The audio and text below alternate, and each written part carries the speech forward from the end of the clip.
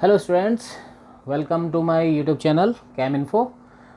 और आज हम बात कर रहे हैं टाइप्स ऑफ रिएक्शंस के बारे में। ठीक है, तो पिछले वीडियो में आपको मैंने बताया था कि जो केमिकल रिएक्शंस हैं उनको हम बैलेंस कैसे करते हैं, उसका कुछ प्रैक्टिस सेशन हमने रखा था एक, और उसमें कुछ एग्जांपल्स हमने सीखे थे जिसमें हमने ये कोशिश की थी कि हम केमिकल इक्वेशंस को बैलेंस कैसे करते हैं। ठीक है, नाउ फर्दर आगे हमारा जो टॉपिक आता है that is types of reactions. Next अपना टॉपिक जो है वो है टाइप्स ऑफ रिएक्शंस की कितने टाइप्स की रिएक्शंस होते हैं। अब रिएक्शन के काइंड्स कितने हैं, तो उनको कैसे क्लासीफाई करते हैं और किन रिएक्शंस को किस तरीके से हम आइडेंटिफाई करते हैं, वो पूरा प्रोसेस जो है वो टाइप्स ऑफ रिएक्शंस में इंक्लूड है। ठीक है, अब बात करते हैं types of reactions. There are many kind of types of reactions, but at 10th level, at your level, there are some specific kinds of chemical reactions are included in your syllabus। Means कि आपका जो 10th level का जो secondary level का जो syllabus है उसमें कुछ स्पेसिफिक काइंड्स को इंक्लूड किया गया है। वैसे केमिकल रिएक्शंस के बहुत सारे टाइप्स होते हैं, बट हमको जो इंक्लूड कर रखा है सिलेबस जो हमारा डिक्लेयर कर रखा है उसी के अकॉर्डिंग हम यहाँ पर थोड़े से काइंड्स को या जितने भी काइंड्स हैं उनको एक एक करके डिस्कस करते हैं। ठीक है, तो अपना वीडियो शुरू करते हैं और अपने टॉपिक को शुरू करते हैं, that is types of chemical reactions. Chemical reactions कई टाइप्स की होती हैं। For example combination reactions, decomposition reactions, double decomposition reactions, oxidation reaction, reduction reaction और कंबस्शन रिएक्शन, बहुत सारी रिएक्शंस हैं। अब यहाँ पर कुछ स्पेसिफिक रिएक्शंस को हमको डिस्कस करना है, उसके बारे में हमको समझना है। ठीक है, तो हम यहाँ पर बात करते हैं टाइप्स ऑफ रिएक्शन में। सबसे पहला रिएक्शन टाइप जो है हमारा है that is a kind of combination reaction.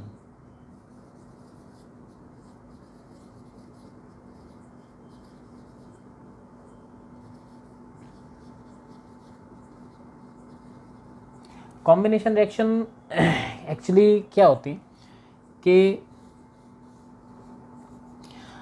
यहाँ पर कॉम्बिनेशन रिएक्शंस को हम एडिशन रिएक्शंस में भी इंक्लूड करते हैं।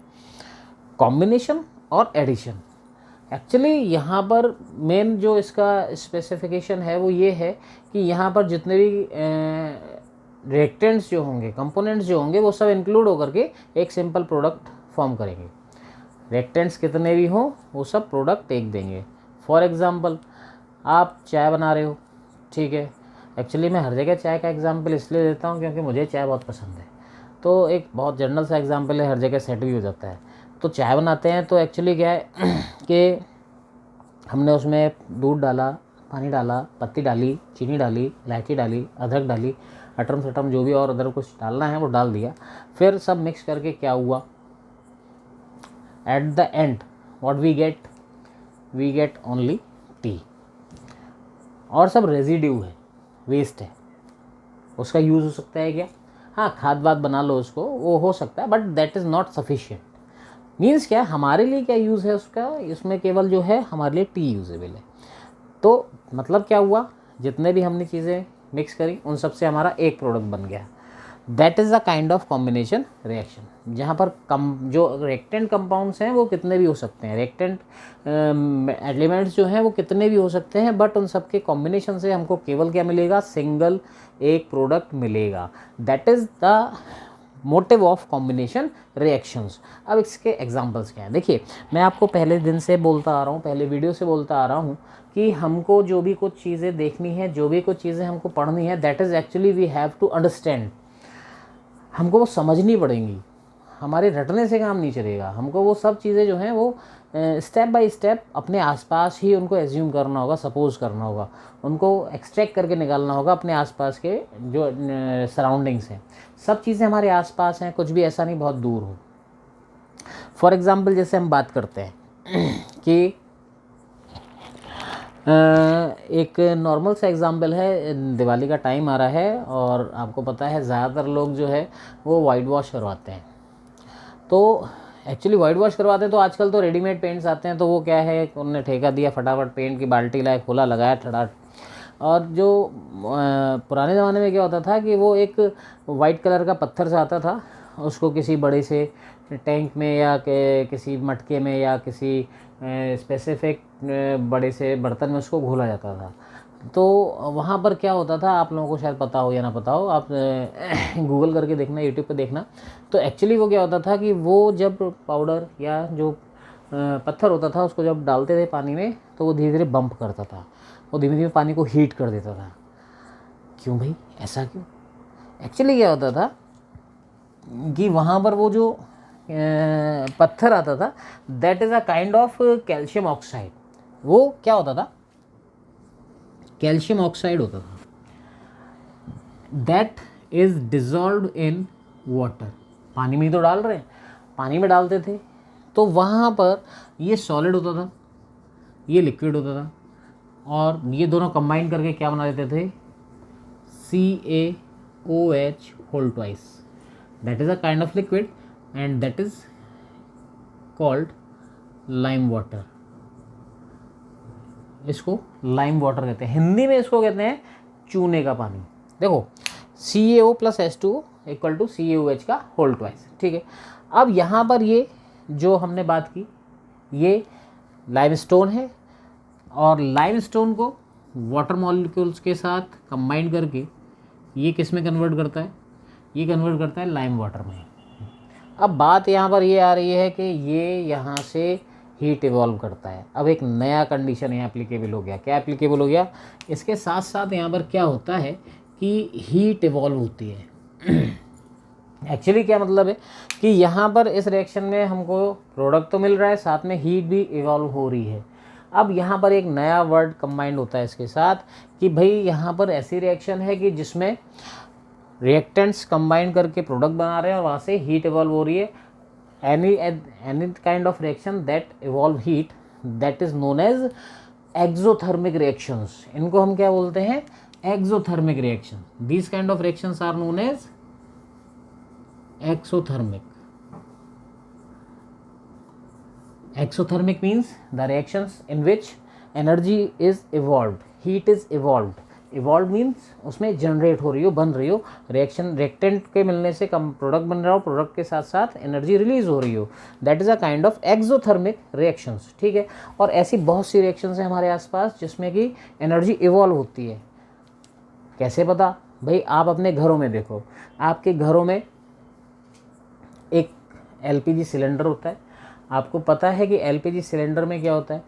एक्चुअली LPG सिलेंडर में मिक्सचर ऑफ गैसेस होती हैं, और वहाँ पर जो मिक्सचर ऑफ गैसेस हैं उसमें मेनली कुछ कंपोनेंट्स होते हैं। जैसे मैं उनका फार्मूला आपको स्पेसिफिक करके बताऊँ, C4H10 करके एक फार्मूला होता है, C3H8 करके एक फार्मूला होता है। ये सब मिक्सचर गैस होती है, और जब वो बर्न करती है तो आपको पता है कि LPG स्टोव में, LPG सिलेंडर के से जो बर्नर तक पाइप जाता है, वहाँ पर जब हम बर्नर को इग्नाइट करते हैं तो वहाँ से वो गैस बर्न करती है। बर्न करती है तो इजी सी बात है यार, बर्न करके वो क्या दे रही है? वो एनर्जी तो दे रही है। तो that is a kind of exothermic reaction. Burning of LPG is a kind of exothermic reaction. Any burning reaction, actually burning reaction नहीं कहते उनको, कंबशन रिएक्शन कहते हैं। Any kind of combustion reaction is an example of exothermic reactions, ठीक है। तो वहाँ पर मेनली क्या है कि जो कोई भी रिएक्शन विच इवॉल्व्स हीट, जिसमें हीट इवॉल्व होती है, जिसमें हीट निकलती है, that is a kind of exothermic reaction. ये तो एक सिंपल सा एग्जाम्पल है। हम अपने सराउंडिंग्स में देखेंगे तो बहुत से एग्जाम्पल्स हमको मिलते हैं। जैसे हमार जो है, हम लोग फूड इनटेक करते हैं, फूड में हम लोग जो भी कुछ खाते हैं तो वो इंटरनली हमको एनर्जी रिलीज़ करता है कि नहीं करता है? आप सोचो इस चीज़ को। हमको एनर्जी कहाँ से मिलती है? हमको एनर्जी मिलती है फूड से। फूड डाइजेस्ट होता है, उससे एनर्जी रिलीज़ होती है, और उस एनर्जी का यूज़ हम अपनी बॉडी के फंक्शनिंग में यूज़ करते हैं उसको। एक्चुअली मीन्स क्या है, ये सब क्या कैसे हो रहा है वो बाद की बात है, बट मेन मोटिव क्या है कि हम जो भी इनटेक कर रहे हैं, जो भी फूड हम इनटेक कर रहे हैं, उससे हमको क्या मिल रहा है? एनर्जी। और एनर्जी मिल रही है means that is a kind of exothermic reaction. Secondly, energy, why, how do we get energy? By a chemical reaction. We get energy by a chemical reaction on combustion. Actually that is a process of combustion. Combustion means burning. Simple सा logic है. The digestion of food is also a kind of combustion reaction and included in exothermic reactions. अब आप बोलोगे बड़ा confusing सा हो गया, आपने 3-4 चीज़ें एक साथ मिक्स कर दी हैं. कोई मिक्सिंग नहीं है, हमको बस मेनली हम क्या पढ़ रहे हैं, कॉम्बिनेशन रिएक्शंस. कॉम्बिनेशन रिएक्शन से हम कहाँ पर आ गए, बर्निंग पर आ गए, एक्सोथर्मिक पर आ गए, कई चीज़ें हमने इंक्लूड कर दी. बट हमको यहाँ पर थोड़ा सा स्पेसिफाई हो जाना है, चीज़ों को एक ब्लॉक्स माइंड में सेट कर लो कि कॉम्बिनेशन रिएक्शंस का मीनिंग क्या है. That mean the reactions in which all reactants combined each other to form a single product. जितने भी रिएक्टेंट्स हैं वो कंबाइन करके सिंगल प्रोडक्ट बनाएंगे. और अगर that is not necessary that every combination reaction produce heat, that is not necessary. किसी भी केमिकल रिएक्शन में ज़रूरी नहीं है, कॉम्बिनेशन रिएक्शन में ज़रूरी नहीं है कि हर कॉम्बिनेशन रिएक्शन हीट इवॉल्व करे. ठीक है, यहाँ एक केस हमने लगा दिया. ये केस क्यों लगा दिया, एक्चुअली यहाँ हीट इवॉल्व हो रही है. और भी तो रिएक्शंस हैं, जैसे हम यहाँ पर बात करते हैं कि C+O2 दैट जनरेट CO2. अब ये भी एक रिएक्शन है. एक्चुअली ये नॉर्मल अगर स्टेट में कंप्लीट होती है then it is a normal reaction. There is no evolution of heat, there is no intake of heat. Means क्या है, ना तो ये हीट इवॉल्व कर रही है ना ये ले रही है. बट अब इसको अगर केमिकली प्रोसेस में देखें, अगर हम इसके सराउंडिंग्स में जाते हैं, इसके पूरी प्रोसेस पर जाते हैं, तो यहाँ पर हमको इसका क्या कंक्लूजन मिलता है. बात ये है, ये हीट इवॉल्व कर रही है तो कैसी रिएक्शन है, एक्सोथर्मिक है. अब ये हमें पता नहीं है कि इवॉल्व कर रही है या नहीं कर रही. इसको कैसे पता लगाएंगे, सिंपल सी बात है कि हमको इसमें किसको देख लेना है. ये तो हम जानते हैं कि एटमॉस्फेयर में प्रेजेंट है, और ये हमको पता करना है क्या है. सी मीन्स क्या होता है भैया कोई बोलेगा ही नहीं, भैया को आवाज़ ही नहीं आ रही. बेटा ये सी माने होता है कार्बन. अब ये कार्बन एक्चुअली क्या है, कार्बन कहाँ होता है, तो carbon is very energetic element. वो एक कहते हैं कि मतलब वो एक एक्चुअली वर्ड, वो पर्टिकुलर वर्ड मेरे को नहीं ध्यान आ रहा है, तो बहुत एक ऐसा मिस्टीरियस सा एलिमेंट है कार्बन, जो हर जगह प्रेजेंट है और मतलब एवरीवेयर. आप कोई भी चीज़ आप पूछ सकते हो, आप कोई भी चीज़ उठा लो, एक्सेप्शनली एक आध चीज़ छोड़ के, एक आध कोई सब्सटेंस छोड़ करके बाकी सभी चीज़ में जो है वो क्या है, कार्बन है. प्रूफ कर सकते हैं इस चीज़ को. कैसे कर सकते हैं, थोड़ा सा इस रिएक्शंस को थोड़ा होल्ड पर रखते हैं, इस चीज़ को प्रूफ करते हैं. मेरे हाथ में क्या है, मार्कर पेन. ठीक है, मार्कर पेन. अब ये बना किससे है, प्लास्टिक से. और प्लास्टिक नॉर्मली जो है वो पॉलीथीन की सीरीज़ में इंक्लूड होती है. उसका मेन ग्रुप पॉलीथीन होता है. Polythene plastic is similar kind of things. और पॉलीथीन आपको पता है पॉलीएथीन, पॉलीथीन इज जनरेटेड फ्रॉम पॉलीएथीन. ठीक है, पॉलीएथीन का नाम जिसे हम पॉलीथीन कहते हैं, actually that is a kind of CH2 double bond CH2. अब इसमें कार्बन है कि नहीं, मीन्स क्या है, जो मेरे हाथ में मार्कर है वो उसमें क्या है, कार्बन है. सेकेंडली हम लोग बात करते हैं कि हम लोग फूड इंटेक करते हैं. फूड इंटेक करते हैं तो एक्चुअली फूड में हम मेनली क्या खाते हैं, मेनली में हम या तो वेजिटेबल्स यूज़ करते हैं, या फिर सीरियल्स यूज़ करते हैं, या फिर जो है मतलब शुगर यूज़ करते हैं, सॉल्ट यूज़ करते हैं. तो सॉल्ट का तो फार्मूला पता है NaCl, उसमें कार्बन नहीं है. चलिए कोई बात नहीं. बाकी sugar, what is the formula of sugar, क्या हमको पता है. शुगर का फार्मूला होता है C12H22O11. It also contain carbon. Use करते हैं. हम कोई भी फ्रूट इनटेक करते हैं, उसमें ग्लूकोज और फ्रक्टोज होते हैं, C6H12O6. अब आप कहोगे कि हमें कैसे पता, मीन्स आपको कैसे पता, हमें तो पता ही नहीं है, आप बता रहे हो. तो बेटा मैं आपको अगर कुछ बता रहा हूँ तो बहुत स्पेसिफिकली, बहुत जेन्युइन चीज़ बता रहा हूँ. मतलब बहुत जो भी चीज़ है. अब आप इस बोर्ड को ले लो, बोर्ड की जो माइका है और जो और भी चीज़ें हैं, जैसे हमारे घर में प्लास्टिक बटन्स होते हैं लाइट के लिए, वो सब हैं, तो वो भी किससे बने, that is a kind of plastic. हम लोग कॉम्ब यूज़ करते हैं, that is a kind of plastic, ठीक है। हम लोग खाना खाते हैं, वो उसमें ग्लूकोज फ्रक्टोज होता है, उसका डिकम्पोजिशन होता है, हमारे फूड में डाइजेशन होता है, डाइजेशन होकर के वो किस में कन्वर्ट हो जाता है, that is converted into glucose fructose. Then वो ग्लूकोज फ्रक्टोज जो है वो उसमें भी क्या है, कार्बन है। सिंपल सी बात है कि हमारी बॉडी से क्या निकलता है, हम लोग गैस इनटेक करते हैं, कौन सी करते हैं, ऑक्सीजन। ब्रीद आउट क्या करते हैं, कार्बन डाइऑक्साइड। कार्बन डाइऑक्साइड कहाँ से आ गई, कहाँ से आई कार्बन डाइऑक्साइड भाई, बॉडी के अंदर क्या कार्बन है, सोचो, ये बात सोची कभी, पढ़ी बहुत है, रटी वो हर जगह है कि हम लोग क्या लेते हैं, ऑक्सीजन, क्या ब्रीद आउट करते हैं, कार्बन डाइऑक्साइड। अरे अंदर क्या फैक्ट्री लग रही है कार्बन की, अंदर क्या कोयले की खान है हमारे, मतलब हो सकता है थोड़ा हो जाता है, बट थिंक, इसको ब्रॉडली थिंक करो आप।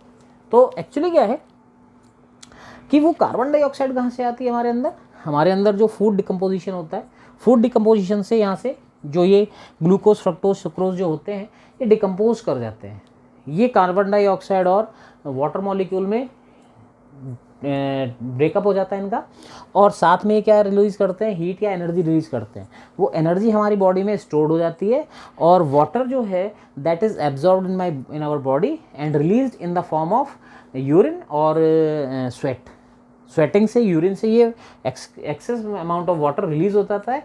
ये कार्बन डाइऑक्साइड जो सेल्स में है वो सेल्स से ब्लड के थ्रू होकर के लंग्स में पहुंचती है, और लंग्स से ये ब्रीद आउट कर दी जाती है। एक्चुअली ये यहाँ से कार्बन निकल के आता है। मीन्स क्या है कि हम कार्बन ले रहे हैं, हमारी बॉडी में कार्बन है, हम लोग बात कर रहे हैं किसी भी जगह चीज़ की, वो उसमें कार्बन है ही है। हम दिन भर में जितनी भी चीज़ यूज़ करते हैं, हम लोग कपड़े पहनते हैं, ये clothes, actually that is included, carbon is included in the form of fibres. जितने भी फाइबर्स हैं, कॉटन फाइबर हो, कॉटन फाइबर जो है वो सेलुलोज होता है, सेलुलोज का फॉर्मूला भी इसी से रिलेटेड होता है। हम लोग आलू चावल खाते हैं, हम लोग दाल खाते हैं, हम लोग क्या कहते हैं, हरी सब्जियां खाते हैं। आपको पता है कि प्लांट्स की जो सेल वॉल है वो सेलुलोज से बनी होती है। Cellulose is a kind of carbohydrate. Means कि हम हर जगह किससे घिरे हुए हैं, कार्बन। इसीलिए बोलते हैं ना, मैंने जो बात बोली थी वो एक्चुअली क्या है कि मेरे को कार्बन से बहुत लगाव है, मैं इसको बहुत स्पेसिफिकली बहुत ब्रीफ कर देता हूँ। तो ये जो कार्बन है ये बहुत ही ज़्यादा मतलब अट्रैक्टिव एलिमेंट है। ये आपको एक तरीके से अगर आप देखो, आप साइंस की तरीके से देखने की कोशिश करो तो साइंस आपको बहुत ज़्यादा मतलब अपनी तरफ अट्रैक्ट करता है। अगर आप अपने सराउंडिंग्स में साइंस को देखते हो तो हर चीज़ में आपको साइंस दिखने लग जाए ना, तो समझ लेना कि आप साइंस को, जो है साइंस आपको अट्रैक्ट कर रही है। बट नज़रिया देखना, नज़रिया आपको चेंज करना पड़ेगा, विज़न चेंज करना पड़ेगा, साइंस को साइंस की तरह लेने का, रटने का प्रोसेस नहीं। जितना ज़्यादा रटने का प्रोसेस करोगे ना वो दिक्कत देगा।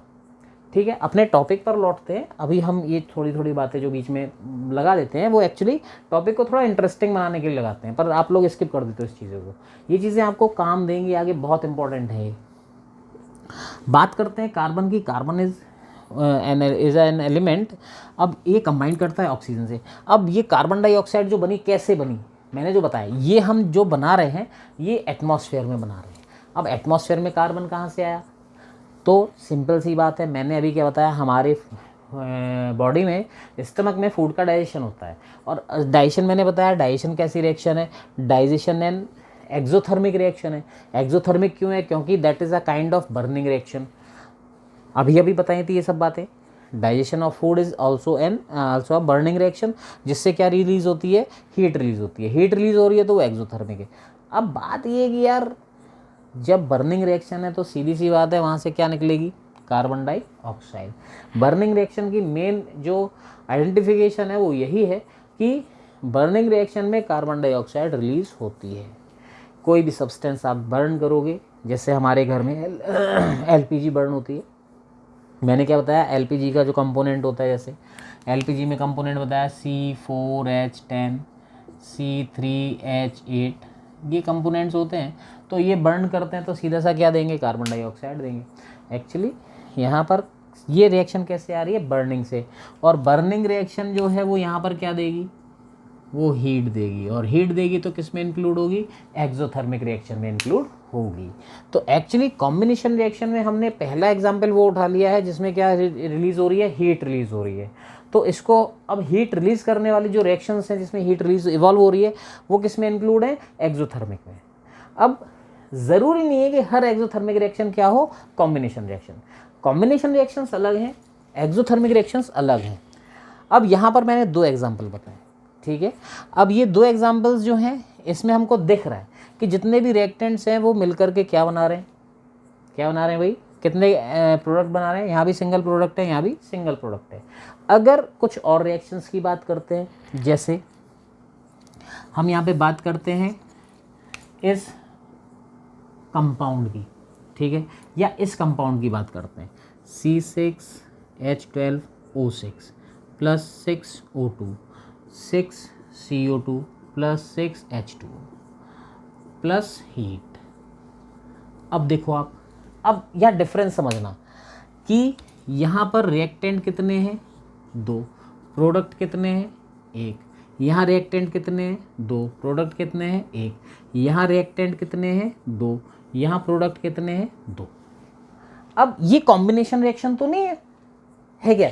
कॉम्बिनेशन रिएक्शन तो यही है, केवल ये कॉम्बिनेशन रिएक्शन है। बट कैटेगरी क्या है इसकी, that is exothermic, it is exothermic and it also includes in exothermic reaction, because इसमें भी क्या रिलीज हो रही है, हीट रिलीज हो रही है, इसमें भी हीट रिलीज।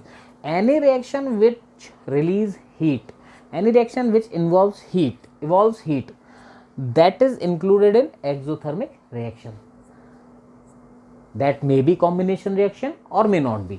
वो combination reaction हो भी सकती है और नहीं भी। combination reactions का मतलब क्या है, जिसमें reactants include करके single product दे रहे हैं, that is combination। अब वहाँ पर heat release हो भी सकती है और नहीं भी हो सकती। हीट रिलीजिंग रिएक्शंस हमेशा किस में इंक्लूड रहेंगी, एक्सोथर्मिक रिएक्शंस में इंक्लूड रहेंगी। अब उसमें कॉम्बिनेशन भी हो सकती हैं और बाकी अदर रिएक्शंस भी आ सकती हैं, बस उसकी कंडीशन क्या है कि उसमें क्या इवॉल्व हो रही हो, हीट इवॉल्व हो रही हो, ठीक है। अब एक्सोथर्मिक रिएक्शन में हीट इवॉल्व हो रही है। अब कुछ रिएक्शंस क्या होती हैं जिसमें हीट एब्जॉर्ब होती है, कुछ रिएक्शंस होती हैं जिसमें हीट एब्जॉर्ब हो जाती है। वो रिएक्शंस नॉर्मली हम नहीं देख पाते, एक्चुअली वो कुछ स्पेसिफिक कंपाउंड्स में ही शो होती हैं। जैसे एक कंपाउंड होता है NH4Cl, अमोनियम क्लोराइड, ठीक। तो यहाँ पर क्या होता है कि जो NH4Cl है that is dissolve in water, इसको वाटर में डिजॉल्व करते हैं तो ये यहाँ से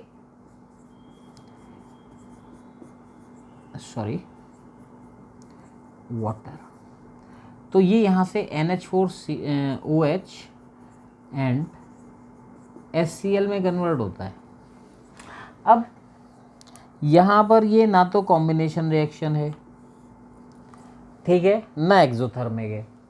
यहाँ पर जो है ये माइनस हीट होती है। देखो माइनस हीट का मतलब क्या है, माइनस हीट का मतलब है कि ये दोनों जो रिएक्ट कर रहे हैं तो ये हीट को एब्जॉर्ब कर रहे हैं, और यहाँ पर ये रिएक्ट कर रहे हैं तो ये हीट को इवॉल्व कर रहे हैं। जहाँ प्लस हीट आ जाता है तो वहाँ रहती है रिएक्शन कौन सी, एक्सोथर्मिक, और जहाँ पर हीट जो है वो माइनस में आ जाती है दैट इज एंडोथर्मिक रिएक्शंस। इनको हम क्या कहते हैं, एंडोथर्मिक रिएक्शंस। एंडोथर्मिक रिएक्शंस और एक्सोथर्मिक। एक्सोथर्मिक का मीन्स क्या होता है, जहाँ पर हीट इवॉल्व होती है। एंडोथर्मिक का मीन्स क्या होता है, जहाँ पर heat release, my mistake. Exothermic means जहाँ पर हीट इवॉल्व होती है, और एंडोथर्मिक मीन्स जहाँ पर हीट इनटेक होती है, ठीक है। तो इस तरीके से अभी तो हमने केवल किसके बारे में ये समझा है, कॉम्बिनेशन रिएक्शंस के बारे में समझा है। तो कॉम्बिनेशन रिएक्शंस जो हैं वो केवल वो होती हैं जहाँ पर रिएक्टेंट्स कंबाइन करके सिंगल प्रोडक्ट बनाते हैं। अब वहाँ पर कंडीशन ये आ सकती है कि प्रोडक्ट बनाने पर हीट इवॉल्व हो सकती है या हीट इनटेक हो सकती है। अगर हीट इवॉल्व होती है that is kind of exothermic. अब ये ज़रूरी नहीं है कि हर कॉम्बिनेशन रिएक्शन एक्सोथर्मिक हो, ये बता चुका हूँ आपको, डिफरेंस बता चुका हूँ। और हो सकता है कि कोई रिएक्शन में एनर्जी इनटेक हो रही हो, तो वहाँ पर that is a kind of reaction endothermic. उसको क्या बोलेंगे, एंडोथर्मिक रिएक्शंस। ठीक है, अब यहाँ पर हम बात करते हैं इसके बाद की रिएक्शंस की। ठीक है, तो गाइज यहाँ पर हम बात कर रहे थे कि कॉम्बिनेशन रिएक्शंस जो हैं वो कंबाइन करने पर बनती हैं। यहाँ पर रिएक्टेंट कंबाइन करके सिंगल प्रोडक्ट बना देते हैं। इसमें थोड़ा सा और बताते हैं, थोड़ी सी टॉपिक में और चीज़ें हैं, 2 चीज़ें और बताती थी। और इसमें मैंने बताया था कि वहाँ पर जब रिएक्टेंट्स कंबाइन करते हैं तो एक कंडीशन हो सकती है कि वहाँ पर हीट इवॉल्व हो सकती है, एनर्जी इवॉल्व हो सकती है, रिलीज़ हो सकती है, और एनर्जी इनटेक हो सकती है। तो वहाँ पर इवॉल्व होगी energy, that is a kind of exothermic. अगर एनर्जी इनटेक हो रही है, that is a kind of endothermic. ठीक है, यहाँ पर मैंने एक रिएक्शन बीच में बताई थी कि बर्निंग रिएक्शन और कंबस्टन रिएक्शन। ठीक है, बर्निंग और कंबशन रिएक्शन। तो बर्निंग और कंबशन रिएक्शन, बर्निंग और कंबशन सिंगल एक ही बात है। जैसा मैंने बताया था कि हम लोग फूड डाइजेस्ट करते हैं, हम लोग के बॉडी में फूड का डाइजेशन होता है। फूड का डाइजेशन होता है तो हमारी बॉडी में जो फूड पार्टिकल्स हैं वो माइन्यूट पार्टिकल्स में ब्रेक डाउन किए जाते हैं। हम लोग मुंह से खाना खा करके जैसे चबाते हैं तो वहाँ से धीमे धीमे उसका डिकम्पोजिशन शुरू हो जाता है। अभी बताएंगे डिकम्पोजिशन रिएक्शंस के बारे में, आगे चलेंगे। बट यहाँ पर हम जो बात कर रहे हैं वो किसकी बात कर रहे हैं, बर्निंग और कंबशन की। एक्चुअली वो जब भी हमारी बॉडी में जो जो क्या कहते हैं सब्सटेंसेस हैं वो ब्रेक डाउन होते हैं छोटे छोटे पार्टिकल्स में। अब वो छोटे छोटे पार्टिकल्स में ब्रेक डाउन होते हैं तो वहाँ से धीमे धीमे क्या होता है, उनके बॉन्ड्स ब्रेक करते हैं। बॉन्ड्स ब्रेक करते हैं तो वो वहाँ से एनर्जी रिलीज़ करते हैं। वो एनर्जी हमारी बॉडी में स्टोर होती है। अब उस स्टोर्ड बॉडी एनर्जी को अगर हम कंज्यूम नहीं करते तो वो धीमे धीमे स्टोर बंडल्स के फॉर्म में इकट्ठी होती जाती है, स्टोर होती जाती है, और वो फिर फैट में कन्वर्ट हो जाती है। ये बाद की प्रोसेस है। अभी हम केवल बात कर रहे हैं कोई भी ऐसी reaction which evolve heat by breaking the bonds, जहाँ कहीं पर भी बॉन्ड ब्रेक करके हीट या एनर्जी इवॉल्व हो रही है, that is the kind of burning और कंबशन रिएक्शन। फॉर एग्जाम्पल हम बात करते हैं कि नेचुरल गैस का मेन कंपोनेंट होता है मेथेन। मेथेन या मीथेन कुछ भी हम कह सकते हैं। For example CH4, when it burn in the presence of oxygen it give carbon dioxide and H2O। ठीक है, बैलेंस कर लेते हैं, कितने कार्बन सिंगल, कितने हाइड्रोजन, तो 2, तो यहाँ से 2O2, ये बैलेंस हो गई। बट अब यहाँ पर बात ये है कि ये जो रिएक्शन है यहाँ पर क्या निकल रही है, हीट और एनर्जी, कुछ भी कह सकते हैं। तो यहाँ पर ये जो हमने लिखा है ये क्या है, ये एक्चुअली मेथेन है, और इट कंटेन्स क्या है इसके पास, कार्बन। और ये कहाँ, यहाँ से क्या बना रहा है, CO2 और H2O। बस बात यही है कि कोई भी ऐसा component which consist of carbon that burn and give carbon dioxide and water. ये मेन मोटिव है कंबशन रिएक्शन का, बर्निंग रिएक्शन का। कोई भी चीज़ बर्न करेगी, मैंने अभी आपको बीच में बताया था कि बर्निंग कोई भी चीज़ बर्न करती है that will give carbon dioxide and water. ऐसे ही हम बात करते हैं, जैसे मैंने बताया था कि LPG जो होती है, LPG का मेन जो कंपोनेंट है that is C4H10। It when it burn in the presence of oxygen it will give CO2 plus H2O plus heat, energy दे रही है भी। इसको बैलेंस कर दो, 4, 5, 13/2। ये कैसे आएगा वो बात की बात है। मोटिव क्या है चीज़ का कि यहाँ पर ये हम इसकी जो नेमिंग है, ये कंपाउंड जो है that is called butane, that is a component of LPG, main component of LPG। तो ये कंपोनेंट LPG का है, ये भी बर्न करके क्या दे रहा है, कार्बन डाइऑक्साइड और वाटर दे रहा है, दैट रिलीज हीट। अभी एक रिएक्शन मैंने बताई थी आपको, क्या रिएक्शन बताई थी कि C6H12O6 and it reacts with oxygen to release carbon dioxide plus water plus energy और हीट। ये भी रिएक्शन बताई थी अभी आपको, 6CO2 6H2O 6O2। अब ये क्या है यहाँ पर, actually it is glucose, it is the least form of our food. हमारा फूड जब ब्रेकडाउन में चला जाता है तो लास्ट में आकर के हमारी बॉडी के अंदर वो क्या रह जाता है, ग्लूकोज रह जाता है, और ये ऑक्सीडाइज होता है ऑक्सीजन की प्रेजेंस में, तो क्या बनाता है, कार्बन डाइऑक्साइड, वाटर, और क्या रिलीज करता है, हीट। अब आप देख लो कि ये एलपीजी है, ये भी हीट रिलीज कर रही है, कार्बन डाइऑक्साइड दे रही है, वाटर मॉलिक्यूल दे रही है। ग्लूकोज है, ये भी कार्बन डाइऑक्साइड दे रहा है, वाटर दे रहा है और हीट दे रहा है। अब एलपीजी कहाँ होती है, सिलेंडर में, और ये कहाँ होता है, ये हमारे सिलेंडर में, यार मतलब स्टमक में, यार उसको हम सिलेंडर कह देते हैं, कोई दिक्कत नहीं है। तो ये भी यहाँ पर वही प्रोसेस कर रहा है जो ये सिलेंडर कर रहा है।